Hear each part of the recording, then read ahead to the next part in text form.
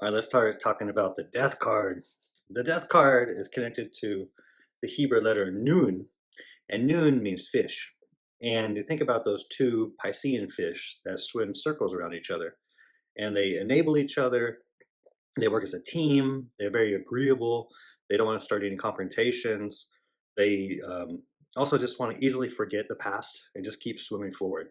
And the two that were separated, they start to become one and become on the same page and even finish each other's sentences. But the two swim around so quickly that if you look down, you would see just one fish.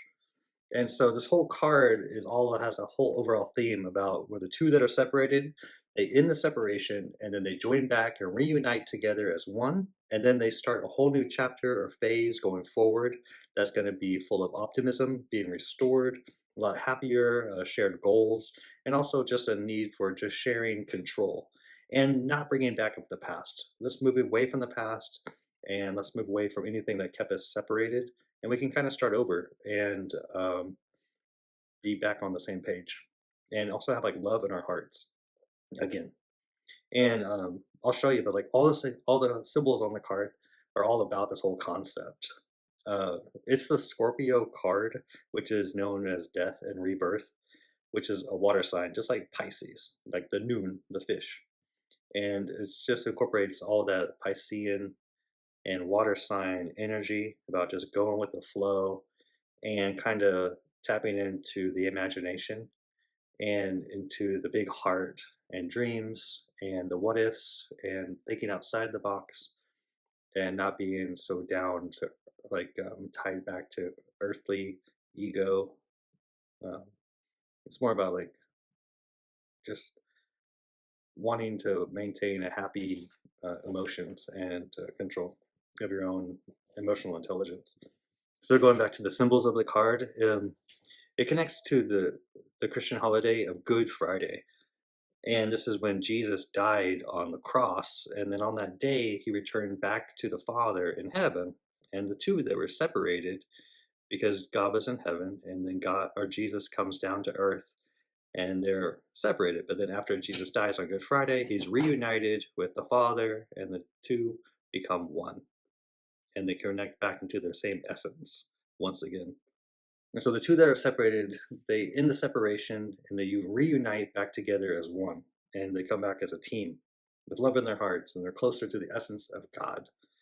And you can see this in the symbolism of the Death Knight, who is uh, in its symbols. It's very like Jesus Christ, who Jesus Christ, he was born in the age of Aries. And then when he died on Good Friday, that's when he ushered in the age of Pisces. And that's why Jesus is symbolized by the fish. And this is symbolized by the Death Knight because Death rides a pale white horse, and he's one of the four horsemen of the apocalypse. But the apocalypse is when you destroy the old world so you can make a new world. Just like how Jesus, he was the end of an era as it transitioned into the new era. And Aries is more like God of war energy, and Pisces is more about enabling.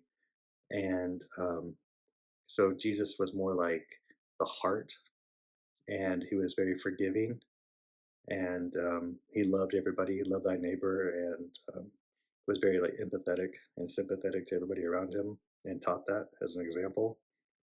And so this Death Knight is the one that also does that whole concept of taking down the current era so you can usher in the new one. And on the Death Knight, he has these symbols on the horse's strap of the skull and crossbones, which is a nod to Jesus, because Jesus died at a place called Golgotha. And Golgotha means place of the skull. So that's why you have the skull. And then the crossbones are a reference to how Jesus died on the cross. And so even the pirates used to do that with the skull and crossbones on their flag. But it was kind of like a node to the Jesus, because it goes back to Freemasons and how the Freemasons either became pirates or they became banksters. But the Freemasons would call themselves the sons of Jesus. And so that skull and crossbones was kind of like how they would say Jesus died at Golgotha, the place of the skull on the cross. And then you'll even see that the Death Knight. So he dies on Good Friday, and on that day he returns to the Pope that's in the card. And the Pope means father. So it's like Jesus returns to the Father and he ushers in the new age. And the two that were separated reunite as one again and usher in a whole new era. And the new era is better than the last. And you'll even see the Pope in this card wears a hat that looks like a fish head, and it goes back to this fertility god in the, I want to say, Mesopotamia. And Dogon was one of the 70 sons of El, and El is like Elohim. So the Death Knight, he holds up the Tudor rose on the flag, and this is another symbol about how the two that were separated in the separation so they can join back together as one. And so the Tudor story is these two royal families in England, and they were fighting for the throne after King Henry V died. And you'll see King Henry V with his crown at the bottom of the card, laying there dead. And so you have these two Tudor families fighting for 32 years, and they're trying to control who would be the new king and be control of the land and the throne. And so they were fighting and fighting, and decided that on the 33rd year that they were going to quit fighting and bury the hatchets.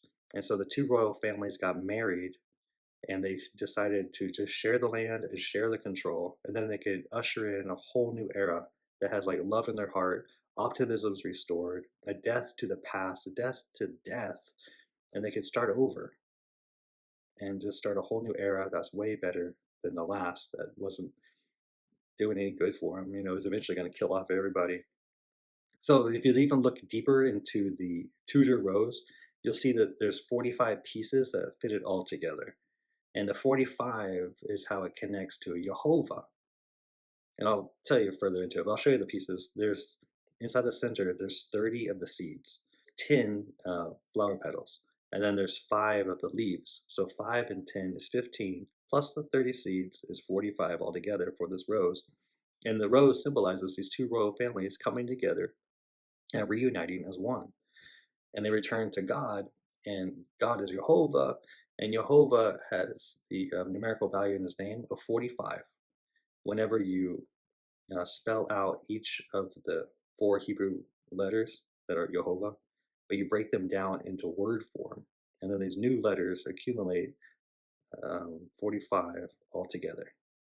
For instance, like the first letter inside Jehovah is Yod, and Yod is spelled Y-O-D. And so you add up the Y, the O, and the D.